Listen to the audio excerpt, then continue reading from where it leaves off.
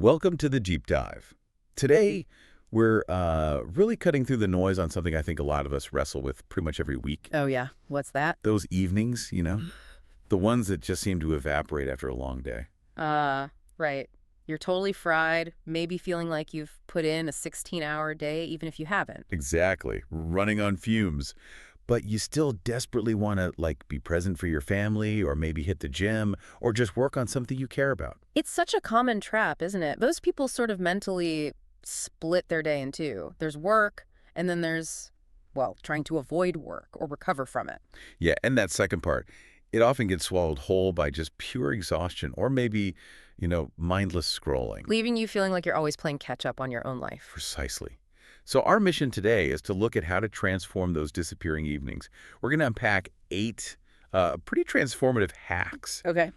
These came from someone who basically, after his first son, Max, was born, realized all his free time was just gone. Poof. Right. A classic new parent reality check. Totally. So he needed a whole new approach to reclaim his evenings for what actually mattered to him. So this deep dive is kind of a shortcut for you, the listener. Exactly.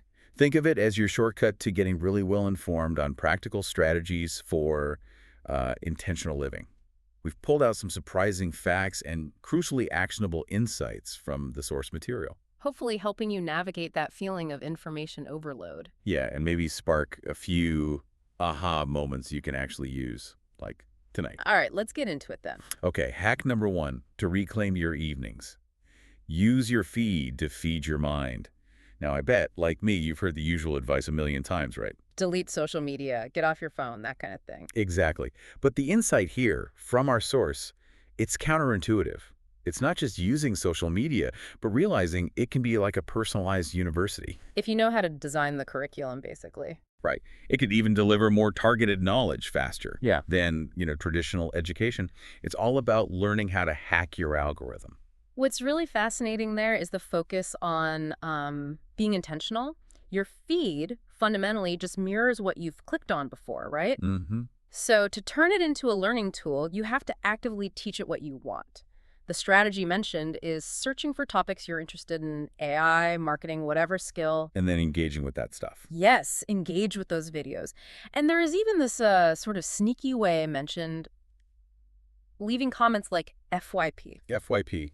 For you page. Exactly. It's like a little signal to the algorithm. Hey, more of this, please. The source claims your feed can actually shift within minutes. Within minutes. Yeah. Wow. That's a powerful way to think about it. Mm. Okay, so that's teaching it what we do want. What about the other side? The stuff that's not serving us? Well, that brings up this idea of responsibility, doesn't it? You're responsible for the energy you let into your life, and that includes your digital space. Makes sense. So muting or unfollowing accounts that, trigger negative feelings or just bring bad energy, that's crucial. The source calls it like a friend inventory for your feed. A friend inventory. I like that. Taking control. Right. But just consuming isn't enough, is it? Learning needs integration. Ah. Okay, so what does that look like? Well, the final step, and maybe the most important, is to actually integrate what you learn. Save content, maybe create collections, and actively use the info, like teach it to someone else, share quotes, discuss it with your team or friends. Because the more you integrate the source says, the easier it is for that knowledge to come back to help your mind. Exactly. It solidifies it. So the real power is seeing your feed not as something passive, but as a tool you actively shape for your own growth. Precisely. And that kind of strategic thinking, it doesn't just stop with your phone. No, it bleeds into how we view work and life itself, right? Yeah. Which leads us perfectly into hack number 2. Forget work-life balance, embrace integration. Yeah, this one really challenges that old compartmentalized view of work versus life. How so? The core idea from the source is pretty radical, actually. It's about living a life of 247 creation. 247 creation. Wow. Yeah, where work isn't this separate box, but it's woven seamlessly into, well, everything else. The example given is like being in business with the same people you go mountain biking with. Okay, I can see how that shifts things. Right. But hang on. For someone already feeling totally fried, doesn't 247 creation sound like even more pressure? That's a fair question. Yeah. But the source reframes how you use your evenings here. It's not about doing urgent work tasks when you're tired. Right. Instead, it applies something like the Eisenhower matrix, that tool for sorting tasks. urgent, important. Yeah, urgent, important matron. Right. So even when your brain feels like scrambled, evenings can be perfect for those important but not urgent things. Like what, for example? Strategy sessions, maybe some light ideation, reviewing data, and especially relationship building. Things like founders' dinners or that mountain biking example. They're not just breaks. No, they're chances to reset your energy and potentially have great business conversations in a different context. Ah, okay. So it's about activities serving multiple purposes. It Mhm. reminds me of that saying, if you love the work you do, you'll never work a day in your life. Exactly. This hack just takes that idea to maybe a more extreme level of integration. Hobbies and social life can actually push your business forward. Finding that synergy, weaving passions into productivity. You got it. And that synergy, it's not just about business, is it? Because hack number 3 is all about scheduling family time intentionally. Mm-hmm. This one's crucial. Yeah, this really resonated with me. It tackles that common issue, feeding into those disappearing evenings, how often our loved ones just get our leftovers. We're leftover energy, yeah. You're physically present, but maybe mentally checked out. Totally. The source even quotes Ryan Holiday saying there are people with kids and then there are parents. It's about that intentionality. It's a key point. The source really emphasizes blocking out, say, weekly date nights or just weekly nights with your loved ones. Making it non-negotiable. Yeah, the philosophy seems to be, if the parents are good, the kids are good. It's presented as like a foundational thing, not just a nice to have. Right. And it's not just about sitting in the same room scrolling on your phones either. Definitely not. The advice is to actively date your partner, plan new, interesting things to do outside the home, really invest in the relationship. Because who wants the same old routine every week? Right. You need that novelty. Absolutely. Shared experiences are key. And there's a really unique bit about the bedtime routine mentioned too. Oh, yeah. What's that? The source talks about this specific practice. Asking your kids every day, did you fail today? Tell me about it. Wow, asking if they failed. Yeah, and then celebrating it. The belief behind it is that winners fail more than losers. And that if you don't let your kids fail, you're actually setting them up to be, well, the source says losers. It's about building resilience. That's a really profound way to look at it. Turning failures into learning moments right from the start. Okay, speaking of resilience, let's move to hack number 4. Defend your downtime. Right, and this one comes with a cautionary tale. Yeah, the source shares a personal story about working like 100-hour weeks, thinking that crazy frenetic energy was some kind of edge. But it backfired. Big time. Led to burnout, adrenal fatigue, even shingles. And apparently, he became unbearable to be around. That's a serious wake-up call. Definitely highlights the real cost of just grinding yourself down. What's interesting here is the reframe. How so? Hobbies and downtime aren't just seen as a break. They're framed as a strategy to success, part of the creative process even. So taking time off actually makes you better at work. And a better person for your family and team, according to the source. Okay, so how do you actually defend that downtime, especially when evenings feel so packed or drained already? Well, the practical advice is, first, block time for hobbies right on your calendar. Treat it like an important meeting. Makes sense. And second, choose challenging hobbies. Things like mountain biking, wake surfing, snowboarding, hiking. Things that are physically demanding. Yeah, the idea is to exhaust your body to tame your mind. It seems counterintuitive, right? Physical effort leading to mental rest. It does, but I can kind of see it. Yeah. Quieting the mental chatter. Exactly. And the final piece is consistency.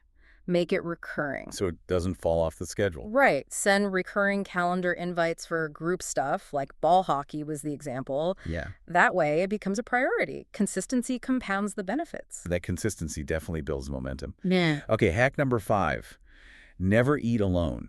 This is based on that Keith Ferrazzi book, right? That's the one. And the source admits, as an introverted programmer initially, the idea of organizing dinners or workouts with business folks seemed pretty daunting. I can imagine. So how did that evolve? What's fascinating is the current practice described.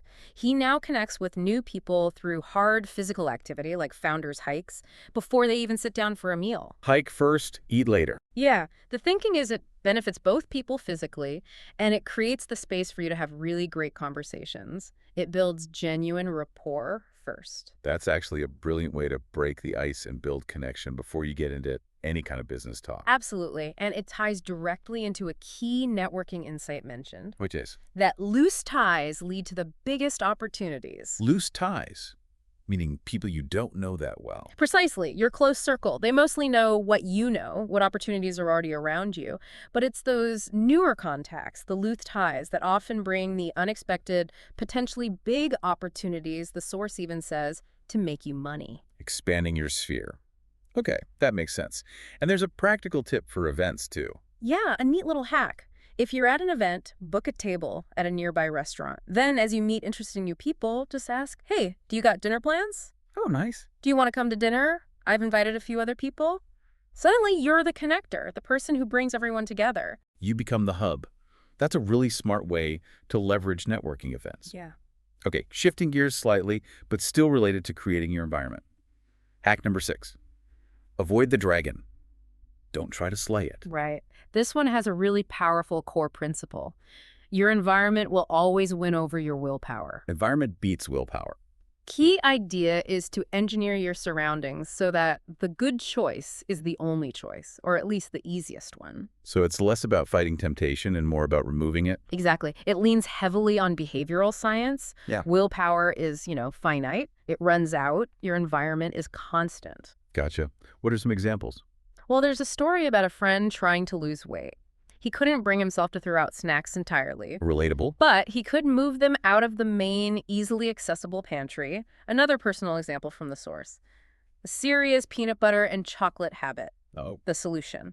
Keep them out of the kitchen pantry altogether, stored in the laundry room, just adding that little bit of friction. Making it less convenient to grab them mindlessly. That's actually clever. It is. And another one, video games. Move the console to the office building, meaning a car ride was needed to play. And the result? Nobody wanted to bother anymore.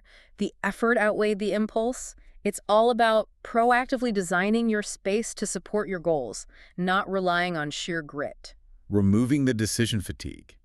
Setting yourself up for success by design. I like that. Yeah, it's smart. That idea of proactive design flows really well into our 7th hack, do an evening reset. This is presented as a really crucial strategy, something often shared with teams, apparently. It uses a framework similar to the 5-minute journal. Okay, so what does this evening reset involve? It's basically a 3-part ritual to kind of calibrate your mindset and tee up the next day. First, reflect on today by asking simple questions. What went well?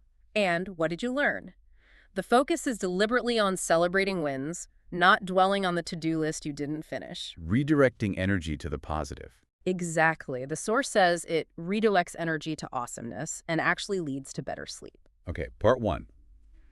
Reflect and celebrate. What's next? Part 2. Review your goals. There's a belief mentioned that reviewing your goals 3 times a day significantly increases the chance you'll hit them. Why is that? Because, as the source puts it, you can't hit a target that you can't see. So this involves looking at your goals every single night before bed, keeping them top of mind. Celebrating progress, staying focused on the target. That clarity sounds powerful for turning those lost evenings into something productive. What's the third part? Part 3 is plan for tomorrow. This involves a specific ritual, maybe around 8:30 p.m., sitting down, potentially with a partner, and actually looking at the next day's calendar. Planning it out. Yeah, reviewing it, planning, making sure it reflects priorities and goals. If it doesn't align, they tweak it right then and there. And then? Then they screenshot it, maybe send it to an assistant. The point is, they wake up knowing exactly what they need to attack. First the workout, then the work. Ending the day with clarity. Creating momentum for the morning. Powerful stuff. Definitely. Okay. That brings us to the 8th and final hack for reclaiming those evenings. Set a bedtime alarm.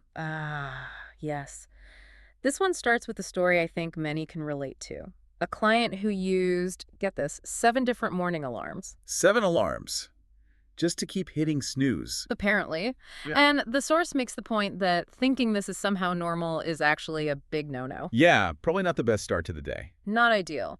This hack really drills down to a core principle we touched on earlier. Your energy today is largely a result of decisions you made before. Like yesterday or last night. Exactly. And your choices now determine your energy tomorrow. So if you struggle to wake up on time, the solution isn't necessarily more morning alarms. It's something else. It's counterintuitive. Set a nighttime alarm, an alarm to tell you it's time to go to bed. An alarm to go to sleep. Precisely. The source gives his own example. He posts on Instagram at 4 a.m. sometimes, but doesn't use a morning alarm. He simply goes to bed at 9 p.m. consistently, triggered by his bedtime alarm. Discipline the night before makes the morning effortless. Wow. We focus so much on morning routines, don't we? But this really flips it. The evening sets the stage. It totally reframes the evening. It becomes where we kind of button things up and create this framework for the following day. Like building a launch pad. Yeah, the source calls the evening a slingshot to your growth, a time when winners are made, apparently. It's all about those proactive choices the night before. The ultimate antidote to those disappearing evenings we started with. You got it. So, just to recap this deep dive, Mm-hmm. what we've really seen is that these seemingly small intentional changes you make in your evenings, they can genuinely make you feel unstoppable. It's about shifting away from that default mode of just exhaustion or trying to avoid work. And moving towards living with more purpose, more proactive intention. Transforming not just your work, but like your whole life. And it leads to a really interesting question for you, the listener. If most people manage to stay focused during the day, but evenings are, as the source suggests, where the winners are truly made. Then what small intentional shift will you make in your evening routine, starting maybe even tonight? It's definitely something to mull over. Consider how applying maybe just one or two of these hacks could create some significant ripples for you. In your own pursuit of knowledge, growth, or just reclaiming that precious evening time. Thanks for diving deep with us.